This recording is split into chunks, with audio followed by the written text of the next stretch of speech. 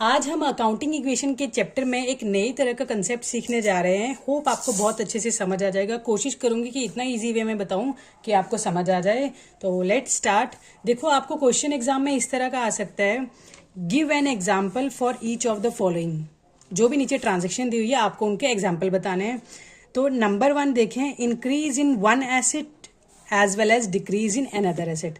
आपको कोई ऐसी ट्रांजैक्शन बतानी है जिससे आपकी एक एसेट तो इंक्रीज हो जाए, साथ के साथ आपकी दूसरी एसेट डिक्रीज हो जाए।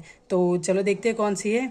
यह है purchase of furniture for cash. तो आप ये देखिए, जब भी आप फर्नीचर परचेज करते हैं कैश पे तो क्या होगा, आपका फर्नीचर इंक्रीज हो जाएगा और आपका कैश डिक्रीज हो जाएगा। तो यहाँ आप चेक कर सकते हैं, फर्नीचर इंक्रीज हो गया एज वेल एज कैश आपका डिक्रीज हो गया। इसे क्या कहते हैं, increase in one asset as well as decrease in another asset, right. तो सेकंड ट्रांजैक्शन है increase in asset and increase in liabilities. तो हमारा सेकंड क्वेश्चन है increase in asset and increase in liability, right. तो ऐसा कौन सा example है जिससे हमारी एसेट भी इंक्रीज हो जाए और लायबिलिटी भी इंक्रीज हो जाए। तो चलो देखते हैं। Purchase furniture on credit. आपने फर्नीचर खरीदा है लेकिन क्रेडिट पे खरीदा, आपने कैश में पेमेंट नहीं की है। तो इसका अकाउंटिंग इक्वेशन में क्या फर्क पड़ेगा, आप ये देखिए, आपका फर्नीचर इंक्रीज हो जाएगा और क्योंकि आपने पेमेंट नहीं की तो आपके क्रेडिटर्स बन जाएंगे लायबिलिटी साइड, तो आपकी लायबिलिटी इंक्रीज हो जाएगी। तो इसमें हम देख सकते हैं purchase furniture on credit, furniture credit पे खरीदते हैं तो क्या होगा, increase in asset and increase in liability. आपका फर्नीचर भी इंक्रीज हो गया और आपकी लायबिलिटी मतलब क्रेडिटर भी इंक्रीज हो गई, राइट। नेक्स्ट ट्रांजैक्शन है increase in asset and increase in owner's capital. अब आपको कोई ऐसी ट्रांजैक्शन बतानी है जिसमें आपकी एसेट इंक्रीज हो जाए as well as increase in owner's capital, owner का कैपिटल भी इंक्रीज हो जाए। तो इसका आंसर है कैपिटल इंट्रोड्यूस्ड बाय ओनर।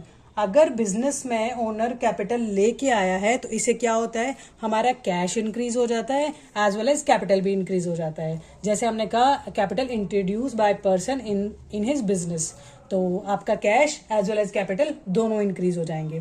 तो यहाँ आप ये देखिए, आपका कैश भी इंक्रीज हो रहा है और आपका कैपिटल भी इंक्रीज हो रहा है। तो ये एक एग्जाम्पल है जिससे हमारी एसेट इंक्रीज हो रही है और ओनर्स का कैपिटल भी इंक्रीज हो रहा है।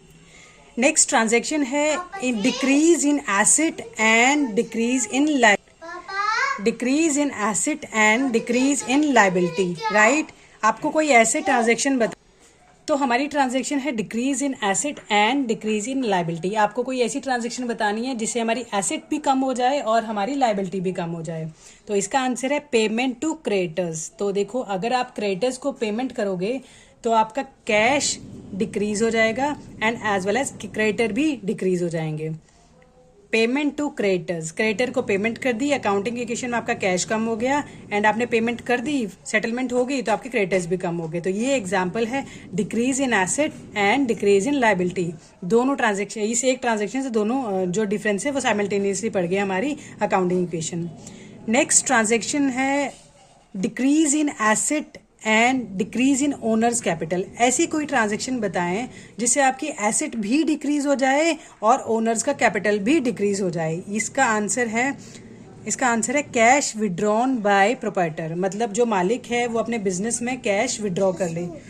एक बार आप ये देखिए कि अगर बिजनेस में कैपिटल लेके आते हैं तो कैश और कैपिटल दोनों बढ़ जाते हैं, और कैश लेके जाएंगे विड्रॉ कर लेंगे तो कैश और कैपिटल दोनों डिक्रीज हो जाएंगे, राइट।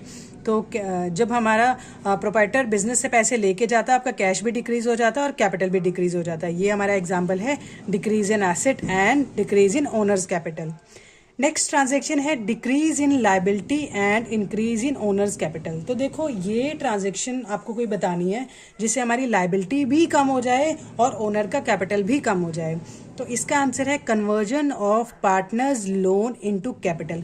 अगर पार्टनर का लोन हम कैपिटल में कन्वर्ट कर देते हैं तो ये इस चीज़ का एग्जाम्पल है। आप देखिए, इससे क्या होगा, कैपिटल इंक्रीज हो जाएगा क्योंकि लोन कन्वर्ट करके आपने कैपिटल में ऐड कर दिया और आपकी लायबिलिटी जो है वो कम हो जाएगी। तो आप ये देखिए, एसेट साइड कोई फर्क नहीं पड़ेगा और यहाँ क्या होगा, कैपिटल इंक्रीज हो गया और लायबिलिटी कम हो गई।